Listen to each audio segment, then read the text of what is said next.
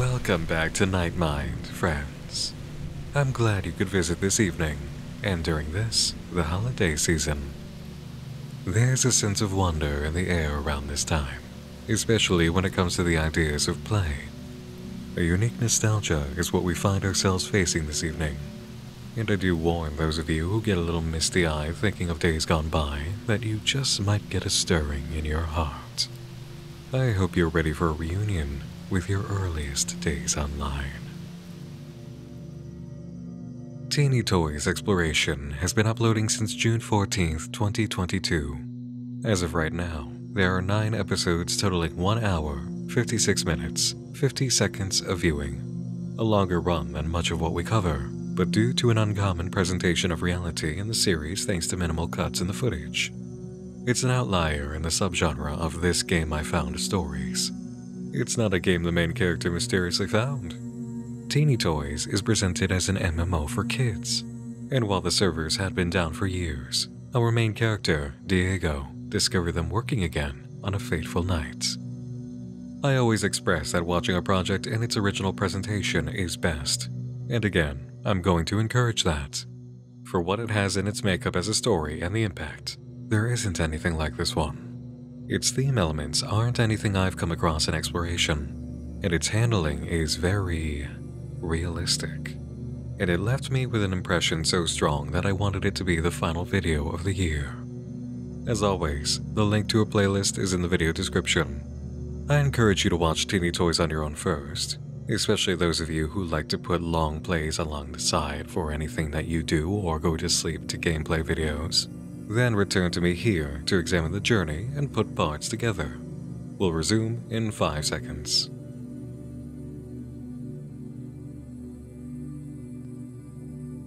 Welcome back to Night Mind, friends. Got you twice in one topic video. I can have a little fun every now and then, can't I?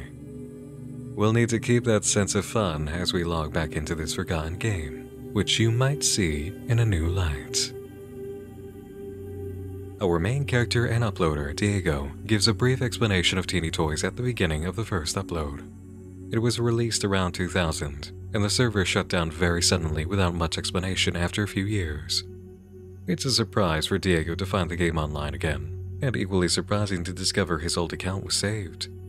He creates a new character to show us a fresh experience from the beginning, including the part selection screen, then runs through a basic questionnaire about some general things you might ask a child to help them express their identity. After giving his newborn a name, Diego finds himself in a starting area with a toy bear and some odd images of figures on the walls. The bear, Carl, explains the workings of the world, including a credit system, mini-games, and interaction with other players. Then Diego is loose in the game world, starting with a very green room. His exploration begins earnestly in episode 2. Hello guys, so today we're gonna explore the room a little bit and play some mini games. I see one over here, but first I wanted to check the room out a little bit before playing.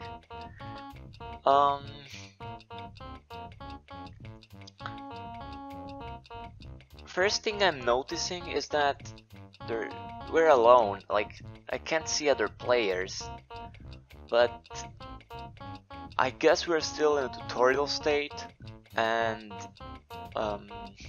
because the tutorial did in the last video, it was pretty short, so I guess we have to play some more on our own and then we can just see other players. That's what I'm guessing. Maybe in some of these rooms, like here. Diego tries to open the pink door, finding no entry at this point. Likewise, the yellow door is locked, and the purple and gray. The gray one, mysteriously, having no miniature door inside to even suggest entry. Diego settles for trying a minigame accessible in the room via arcade cabinets. Noisy people has joined. Yep, that's me. See, I'm the only one here. I don't know. Let's play.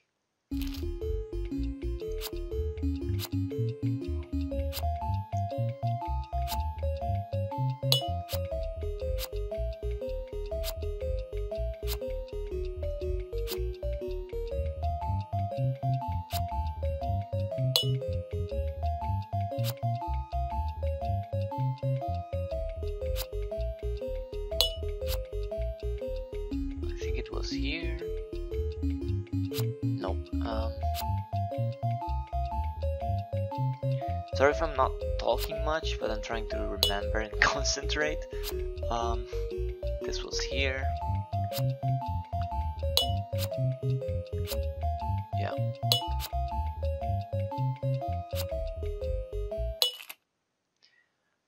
Still had 71 seconds. Flipped 11 pairs. You obtained 484 credits. Cool. Let's try again, actually. Let's remark upon a factor we'll be seeing plenty more of as things progress. Design. For making up a child's MMO around the turn of the century, this is excellent. The aesthetics are friendly without being overbearing. The actual model work and game world creation simple enough to run and complex enough to entice and flesh out the world. Menu elements like the sheet of paper, the pieces of tape, and the drawings all speak to childhood creativity too. Even the font seems custom, replicating the feeling of carefully written letters in pencil by a child's hand. The game is simultaneously simple and impressive, a package that almost always indicates a single independent but dedicated developer. It's not quite professional, and we can appreciate that, because it's coming through in a way you can agree on by tracing your thoughts back to games of yesterday. Diego decides to move on to another game, a Simon Says type. Diego finds that, again, he's alone. This is mainly what episode 2 consists of. Diego exploring the game world and its minigames, and finding, over and over, that he's either alone or can't access a minigame because it's 2-player only. In episode 3, we find Diego has taken time off-screen to earn a lot of credits, believing that was a natural path of progression to unlocking the doors, but the situation remains the same. He does have an update for us, though. In the last bit of the second video, I noticed that there is a door on this drawer. On top of it, there's a door. So I discovered something. Let me show you.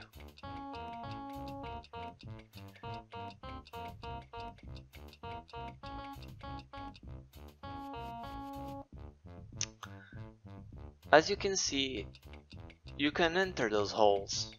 I didn't pay attention to them at first because I thought they were like part of the scene, but apparently they are doors to go up here.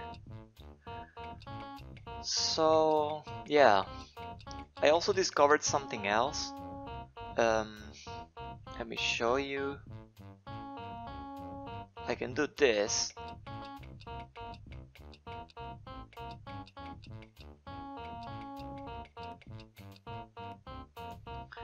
So yeah, about this door.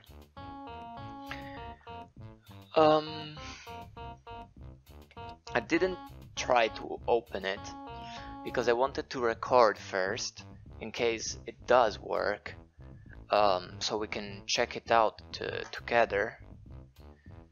So yeah, let's try it.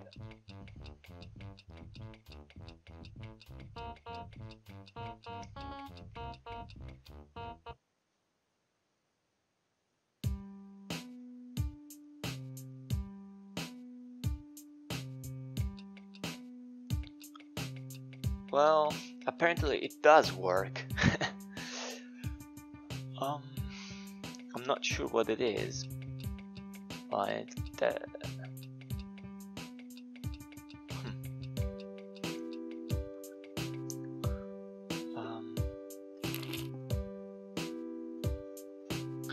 oh, it's a store. Well, that's something. Yeah.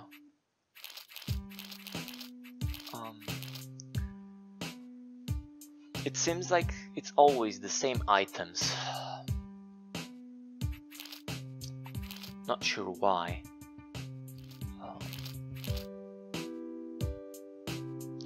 Oh.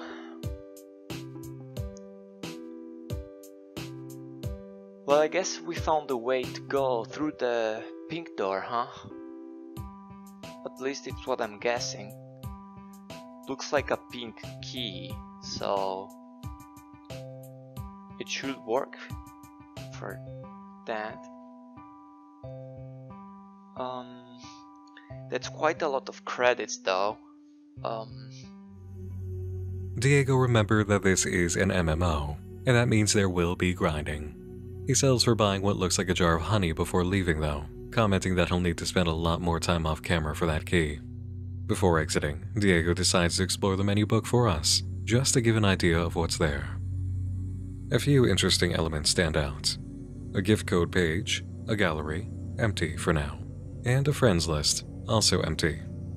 The backpack contains the credits and the newly purchased jar, which is actually called a Mega Increase, for use when the player feels really exhausted. Interesting.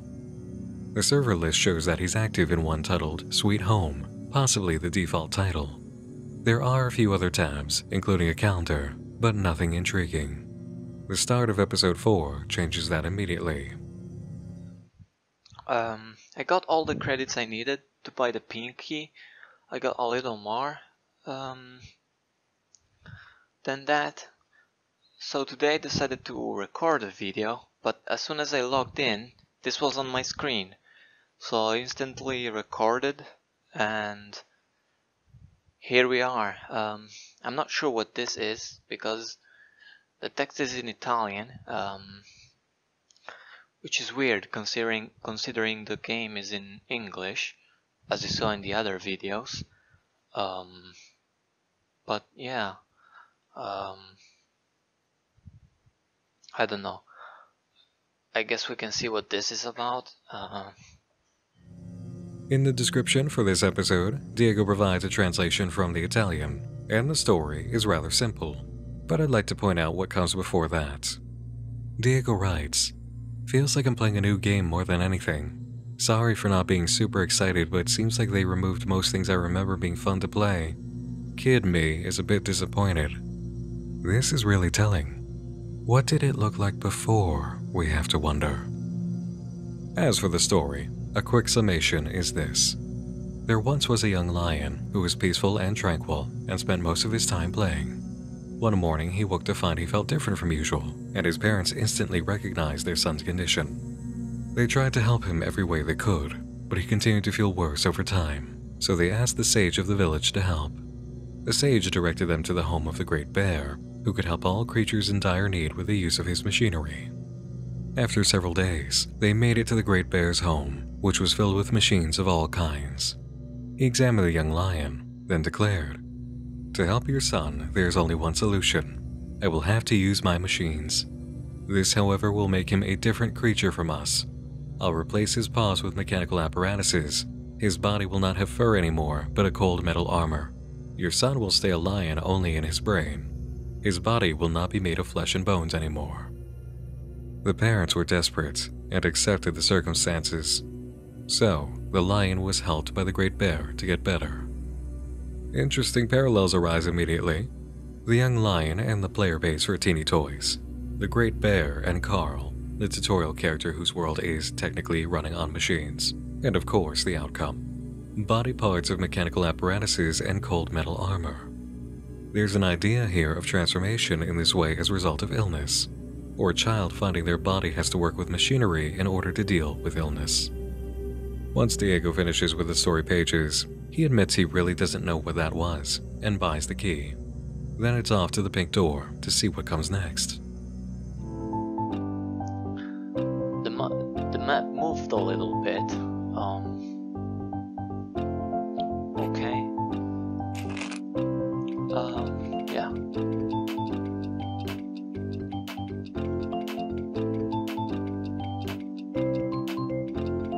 Is this a ladder?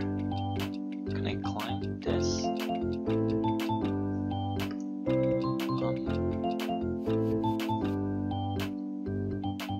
Yeah, there is a minigame here. Ooh, I see one of those holes there. So we have to go through that. And another minigame there. Diego realizes while on the table that he'd forgotten half the purpose for getting into this room was seeing if there were other players. He's been doing this alone for so many hours now that he'd forgotten this was a multiplayer game. He goes to the mouse hole that takes him to the upper layer, runs across the series of counters, and makes his way to the microwave, which has a door. Inside is a new shop, offering much of the same items as before, and no key. He remarks on the situation, thinking he'd find one too. All that's immediately left to do is try to find the new minigames. One a calculator, the other a maze. It's at this point in the series the reality of the long play with minimal cuts really settles in. There's an effect this approach has for the viewer of greatly humanizing and establishing Diego. He's just a person who used to play this game attempting to explore it again. That's all. Not a video editor, not a personality with any education in performance, not someone who knows too much. He doesn't even sound like he's aware of an audience of any real size. He feels normal, sounds normal, is having normal reactions and inquiries and thoughts and feelings about all of this. The effect is great at establishing the character empathy and ensuring the audience position of being on the same wavelength as he is in the process of the exploration. But not so much that we're denied the hints of mystery that he alludes to at points, like we've seen in the video description about how the game used to look. Unsure of what to do next, Diego ends the video exploring the kitchen. On the very last frame, there's a hint to how the next opens. The number 100 above suddenly changes to 94, and when Diego next logs in,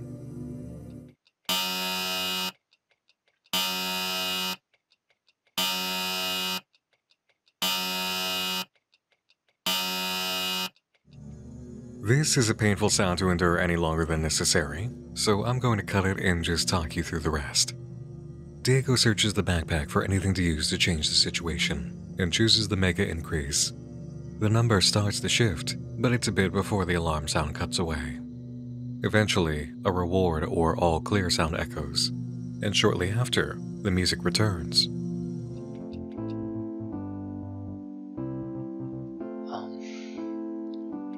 Yeah. So a vase fell from the shelf above, and potentially struck the player bot, causing the login situation. It was an alarm because his health was severely low, and the mega increase was a restore item. That doesn't explain the change from 100 to 94 in the last room of the previous video, but without any other clues as to what happened, this is the situation we have to keep in mind as the most likely possibility. Also worth noting, he played the minigames a bit more between uploads. We left on 51,552 credits, and the alarm sound started up at 52,366. In any case, it did deliver a new key to Diego. He explained some discoveries he's made in the meantime. Even the labyrinth minigame it is so random. Sometimes it gives you more points than it should.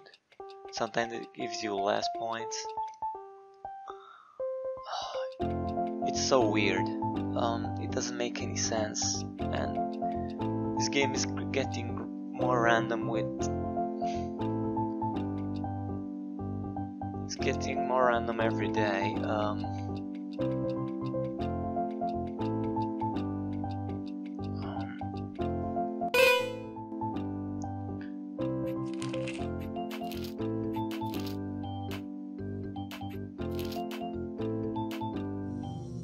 The past is the key to the future. The cryptic and foreboding messages have finally arrived. We knew it was probably going to happen eventually. A new surprise awaits in the living room. A chair flipped over, and the pendulum tossed out of the clock. Whatever force caused the vase to fall also affected this area. Diego, in exploring the changes, remarks that he has an idea about something to do besides opening the yellow door, and he'll try it in the next upload. You may notice immediately that his health is now over 100. Hello guys, so before going in the other room, I wanted to buy the other items, because we've seen what happens when you don't have the items, so I wanted to be sure. I'm not really sure what the others are, but I can imagine from the description. So yeah. I bought this to keep them in case I need them. I also wanted to try something else, because I'm pretty sure you don't. Yeah, nothing happens when you do that. Let's check.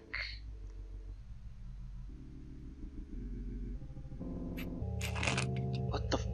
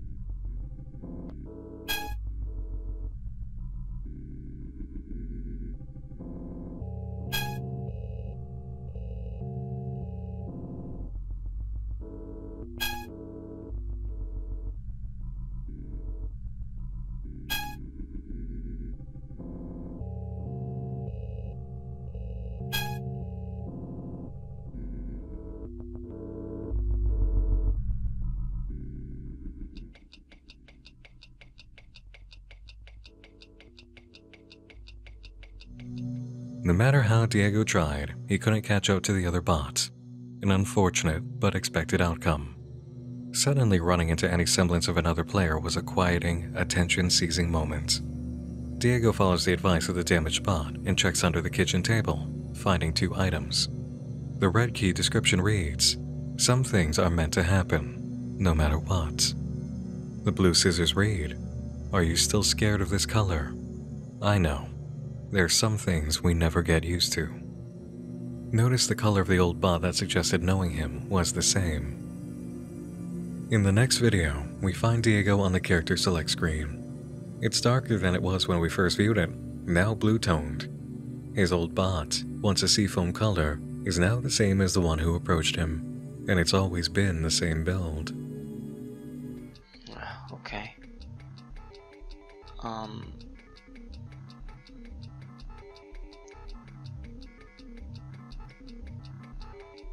I'm not sure what that sound is.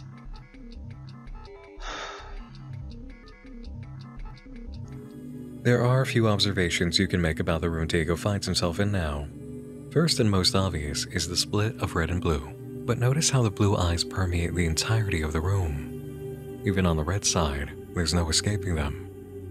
Pictures on the walls represent major organs, with the blue side choosing pixelated or digital art as an approach, and the red being crayon or colored pencil. A house is presented on the far wall, split between these two. The blue flooring has a white dot pattern, and the red has white tiles. Diego keeps commenting on the odd sound, and when he approaches the blue door, it gets very loud. It sounds automated, robotic, machine-like.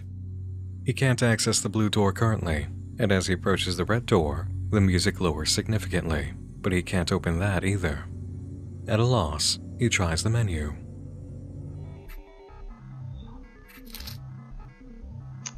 Oh, so that tab is for the screenshots. This was taken. Happy birthday. This was taken on my 7th birthday. We don't even have an inventory.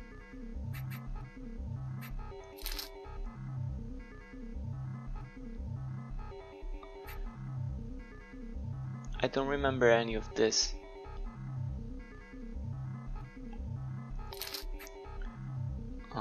Because where is this? Like, I don't recognize this place, and this place either.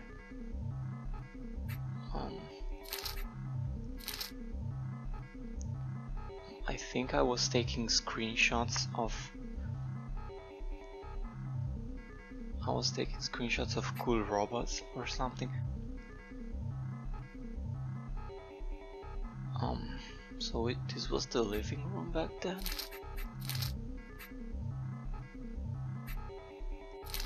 New game. I guess this was one of the mini games. I remember this, as I said in the other video. I mean, why do I remember that? But I don't remember the rest. Is that a car?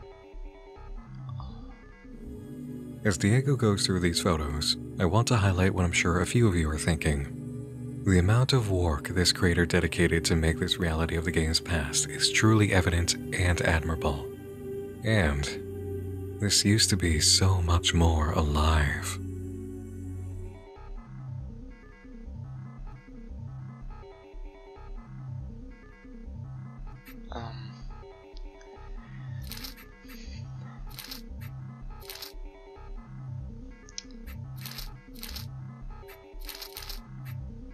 Yeah, this is the living room, because these are the doors.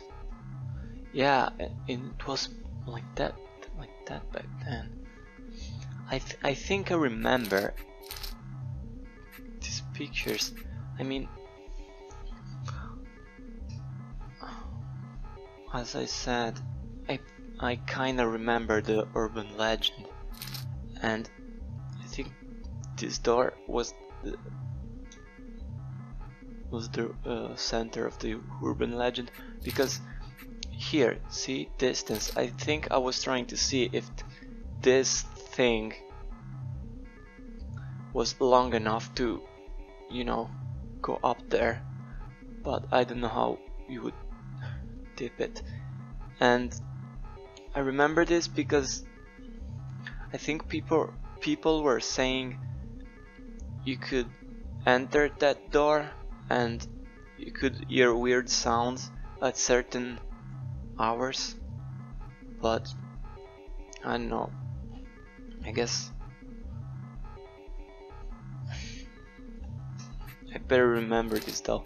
It's like I have very few images in my head of how the game was, and I don't know.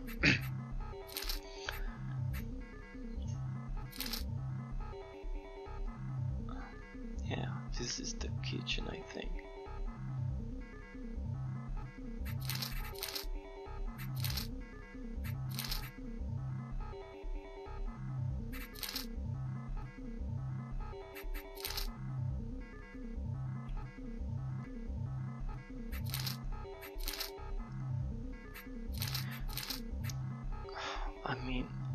I think we did this because people were leaving the game, and we were like, we're still playing, guys, but this guy disappeared or bugged. Images blocked by blue. Interesting. Do they contain memories that frighten Diego? Sorry guys, I'm a bit confused because... See? Was the kitchen really like that? I don't remember this at all. I have few scattered memories of the city or whatever that is and the minigame room, but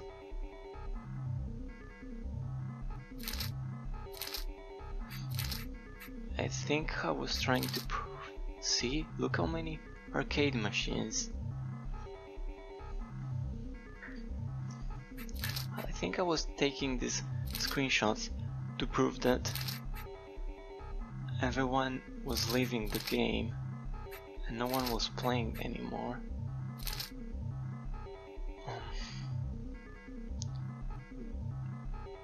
So much so that these were empty. Another moment to indulge a highlight, if you'll allow. Diego sounds genuinely troubled here. The explanation, too, that the screenshots may have been for the purpose of documenting a slow departure from the game of its user base, is sad. To see it once populated with such kind players is sad, and to see it fading also touches the heart. Diego sounds as if he's realizing all over again what was happening. It's pretty clear in his voice.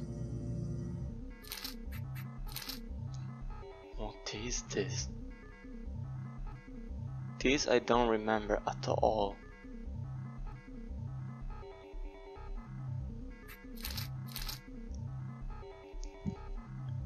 This looks like a bathroom, but what is this machine?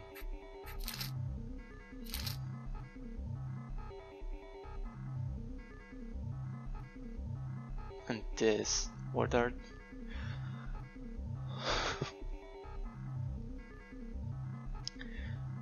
Sorry guys, it's just that it's pretty weird that I have so few memories of this game, because I thought I remembered more, but apparently I don't.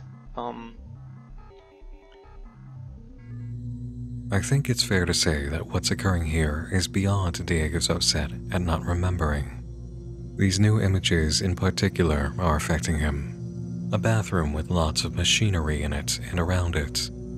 Does that remind you of any kind of specific situation? Think back to the story from earlier about the young lion. I'd like to present an idea to keep in mind going forward, especially in light of the room containing images of major organs and the hints about Diego's fear of the hospital scrub shade of blue. He may have more in common with the lion from the tale than he'd been willing to share. As Diego reaches the end of the screenshots, with one of the pair of scissors saying use, a developer message appears from that period. Dear robots, it may not come as a surprise to some of you, but I have come to the decision to permanently close the doors of this once beautiful house. I have to thank those of you who worked to keep this place alive. All of you fought very hard, and I have to commend you for that. The event that caused all of this couldn't be predicted, so no one is at fault here. Trust me. Ultimately, this is the best decision for everyone. This game isn't what it used to be. It will never be.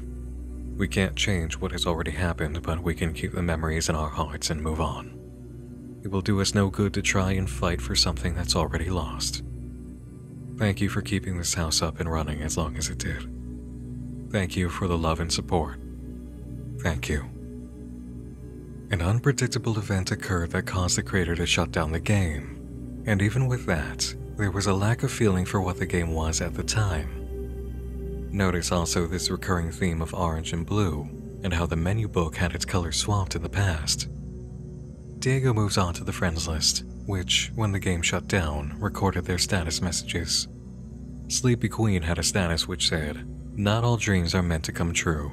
especially in this god-forsaken place. Why is this even happening? Though the word God appears to be filtered there, a smart touch for believability in what's presented as a kid's MMO. The urban legend is mentioned in the status for Dark Hexeltic, saying, "You may not believe me, but the door urban legend is real. Me and Darkflow managed to get inside, I am not joking." Close Your Heart 111 had a status which read, "This isn't how it used to be. I can't even find anyone to play minigames with. Now it's all work, work, and work." This speaks to another element of teeny toys that's been coming up here and there. Childhood versus adulthood. The fun of everything and nothing, in a time before there was simply too much and too little. The nostalgia for this game comes with pain for multiple reasons. Diego finds the world map is a mess, then attempts to make progress in the strange room while pondering what he's just seen. It feels like this part of the game is totally different. For some reason. And it's really sad because why can't I remember those times?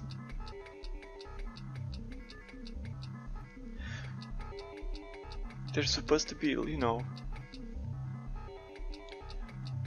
happy memories, but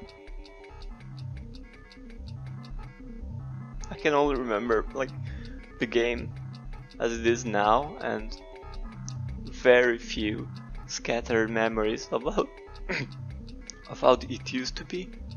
I'm sorry.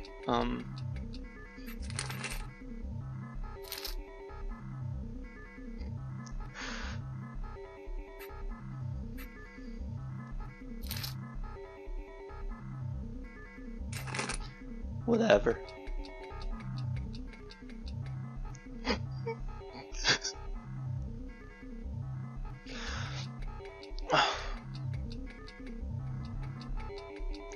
I'm sorry, guys.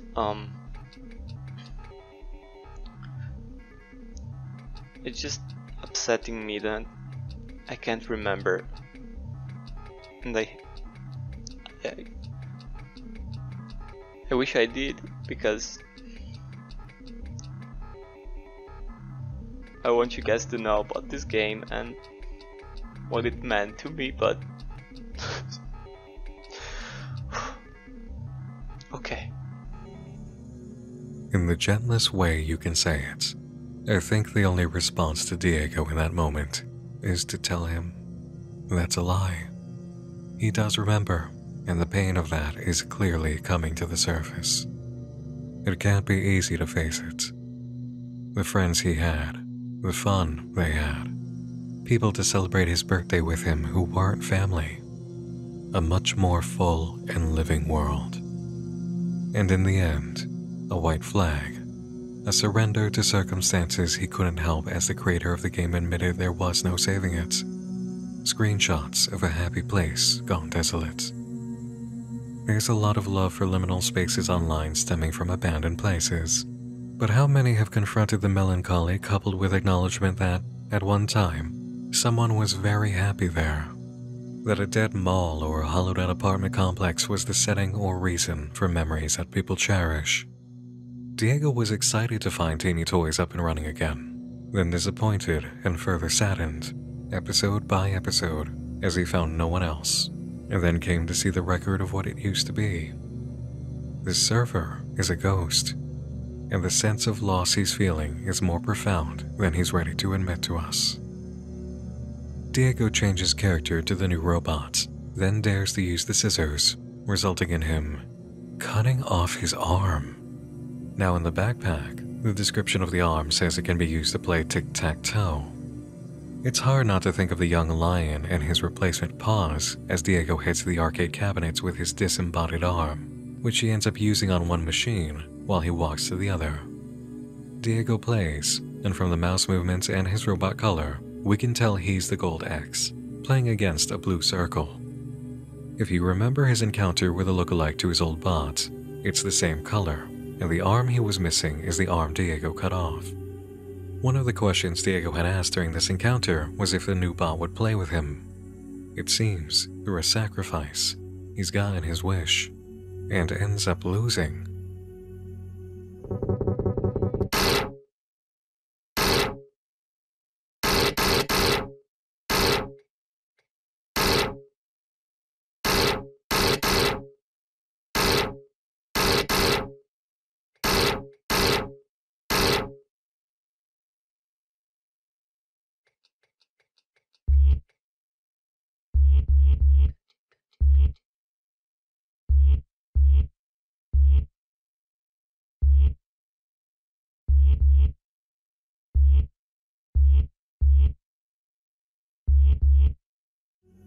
Losing rewarded Diego a lot more than it seemed.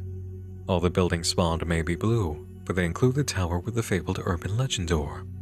Episode 8 takes us into the exploration of this new layout. I'm a bit scared to play this game because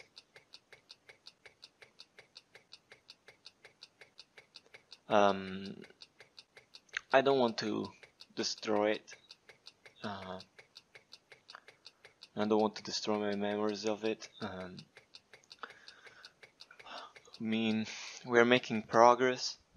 We're finding new stuff, but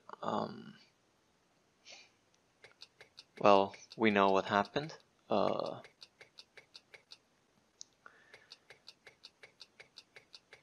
I have to continue to play.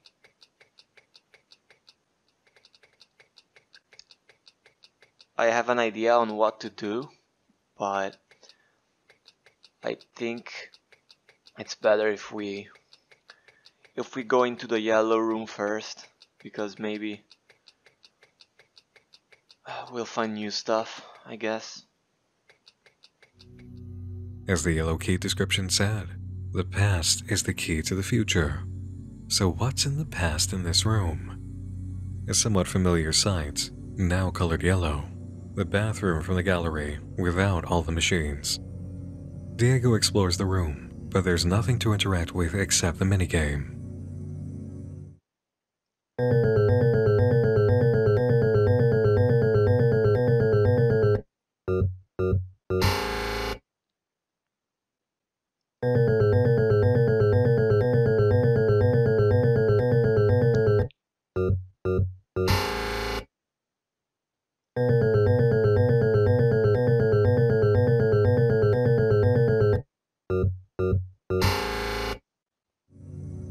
Did anyone get some anxiety watching Diego try this minigame over and over, hoping he didn't get a match? Look at the options. Low energy, sickness, or insomnia. Nothing lucky in this slot machine. What? The game kicked me. I didn't press anything and it kicked me. What I'm afraid of is that now, if I play and I use those items, the credits are gonna be much harder to get, because I don't have the card minigame. But okay, I guess I have to. Let's just try that. Yeah, this is what I'm guessing. This is the item.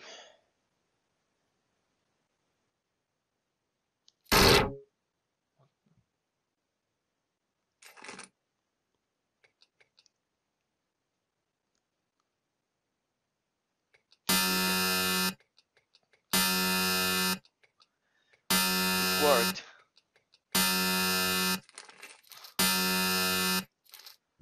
Interesting development. The fully artificial discharger shook up the world, but took away a sense of health. The path to progress is now clear for Diego though, and he finds his way to the fabled blue door.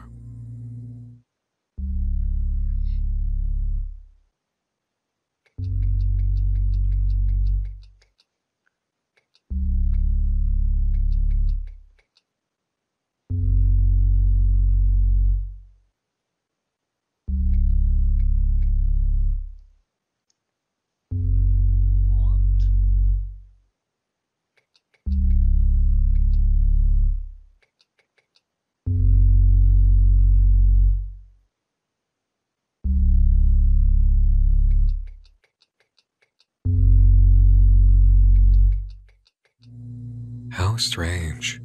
Like the heart of a world wrapped up in veins atop a giant structure. Much as Diego tries to interact with it, he can't, and pursues a route downward, revealing in time that the structure is much more like a giant tree. Though, the pictures in the red and blue room depicting organs did show something similar to this. Did this picture represent a nerve system, what could be found beyond the blue door, or both? It's a long way to the bottom of the building, and it's clear that this system goes deeper than the floor of the room. In fact, traveling lower reveals it's part of what appears to be a whole system branching out into the rest of the house. There's also some writing on the wall, hard to see, but solved with a touch of Photoshop filtering. One enharmonic, or I enharmonic, cage reawoken web. Though there are touches to some of these letters that don't seem right, like the K in reawoken, the C in enharmonic, and the B in web. Enharmonic is an interesting choice. Definition of this is relating to notes that are the same in pitch in modern tuning, though bearing different names. F sharp in G flat or B and C flat. The music in this building is unique, suggesting a connection. A web, too, most likely has to do with the elements we're seeing attached to the tree-like structure. Diego continues exploring this odd terrain. The first elements seen are reminiscent of a robotics lab or workshop. A whole row of circular hooks are along the wall, big enough to, say, fit robots. Under the base of the tree-like structure, or central nerve, is an odd sight. Some kind of small pile. What exactly is this? Diego encircles it, but finds and says nothing. It takes another bit of exploration before he discovers something interactable. A book.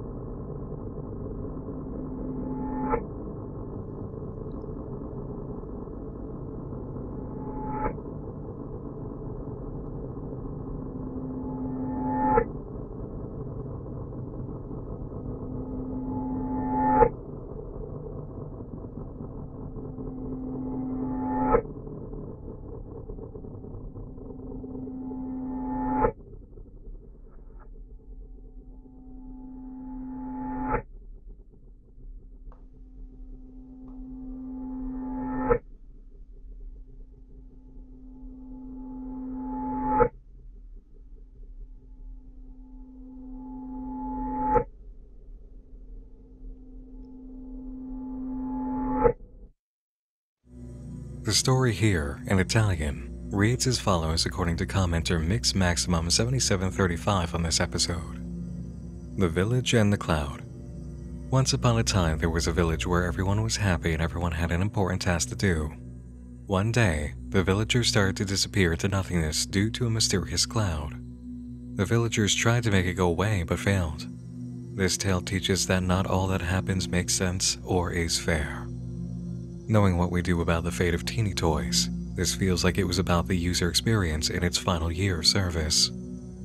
Following this short story, we find Diego's bot has received a colorful upgrade. The scene with the hallway leading to a car is quite interesting. There's a judgmental feeling here, isn't there? Watch from both sides, in front and in back. The car gives a sense of leaving a situation. But what kind of situation? And why are so many eyes on the player leaving? The next episode, and latest, gives us clarity. Saying nothing, Diego walks around the living room, following the radar dish on his bot's head until a door spawns in a wall. Circling around the back, we discover it's actually a book. The same book in the lower right corner that opens the menu. Diego enters, finding himself in a vastly different situation.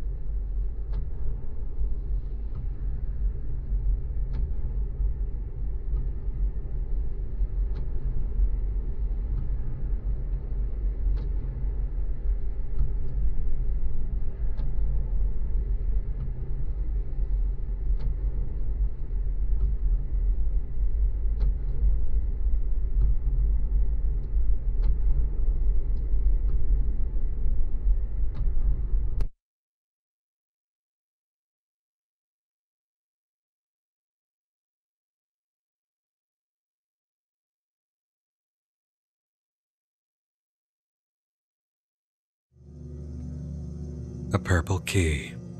Diego can now access the room his old bot entered. Not only that, but elements of the old game are returning to Teeny Town, fading in slowly.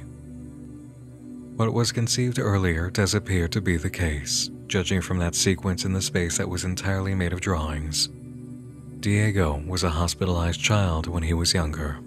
This is a hospital bed, and his mother would sit in the chair next to him, even sleeping by his side. There's a male figure Diego misses, though it's unclear whether or not it's his father. The art room was important for Diego during his hospital stay, and the note in this room pertaining to a male figure might relate to another child he met. This ward was clearly serving a few pre-adolescent patients, whose self-drawn information sheets hung on the wall. A glimpse of more memories to visit is given past the Hall of White Light, which featured an appearance by Carl the Bear and a mystery figure. A hospital stay like this makes other pieces fit. For one thing, the story of the lion, which was presented early. For another, the slot machine in the bathroom, giving options of low energy, sickness, or insomnia, all symptoms Diego likely experienced during his stay. And we know from present day that he ended up leaving, but we got to see how it felt after making friends from contact with the blue book near the base of the big structure. A long walk to a waiting car, while a lot of other bots stayed behind. Was Teeny Toys Diego's lifeline to other kids during that time? Was he somehow able to play while in the hospital, or was it a method for keeping in touch with the kids he met who were discharged? Maybe it was the scene in which he made friends during his recovery period, and when the game faded, so did they. Diego hasn't told us much about himself. Like the lion, did he receive something machine-based in order to address a medical situation? An implant? A prosthetic? Did Teeny Toys, through its world of kids made of machines, help him feel better about his situation? There are certainly suggestions here towards that. What does exist for sure is an emotional wavelength that is so strong and well presented in this project that it alone compelled me to present it to you. There is a palpable bittersweet sense of loss in Teeny Toys, a unique pain that speaks to the developer understanding Diego's enough to convey it in the performance. Can everyone move on from something as simple and transient as an online game? In the throes of life, sure, but maybe not as clean in the cutting away as any parent or young adult convinces themselves it was. And for Diego, knowing his background now to the degree that we do, that kind of loneliness, sitting with a sense of defeat, would make him kind company for the creator of the game who had to resign themselves to their creation's fate. A creator who, we might imagine, felt enough anger in their pain to upend their own home, knowing how unfair it all was. Years on, with the game open again, we are that empathetic company to Diego. Or maybe he's company to us, thinking back on our own online toys and play spaces. They didn't seem so teeny at the time, did they? And now that they are so small in the grand scheme of a life, well, this isn't how it used to be. I can't even find anyone to play minigames with. Now it's all work, work, and work. And suddenly, those toys don't seem so small anymore. Teeny Toys is the kind of heartache that compels us to return, and it's truly commendable artwork. Only the dedicated and impassioned go so far as to construct something of this nature, and to lay part of themselves so vulnerable on a stage. I think there's a lot of catharsis in this, and what's more, I found in Teeny Toys an excellent example of one of the greatest statements on one of the purposes of art I've ever read. A writer does not write to tell a reader his pain. A writer writes to let a reader know he understands their pain. If you've enjoyed Teeny Toys, please subscribe to the channel to catch future uploads and continue the story. And while we're on the topic of subscribing, if you enjoy Nightmind videos but haven't subscribed, it really is a better way of seeing new uploads, as opposed to algorithm suggestions, especially because YouTube changed the algorithm recently. And if you're subscribed but have been missing new uploads in your feed, hit the notification bell for that peace of mind. That's all for tonight, everyone. Thanks to the creator of Teeny Toys for making Teeny Toys. Thanks to all of you for watching, and thanks to my supporters on Patreon, who empower my work on Nightmind and the Nightmind Index for new and undiscovered unfiction projects. Thanks for joining me in the dark again this evening. Once more, I'm Nick Nocturne, and like a game you've still got a few heartstrings attached to, you'll be seeing me again real soon. Until next time, sleep tight.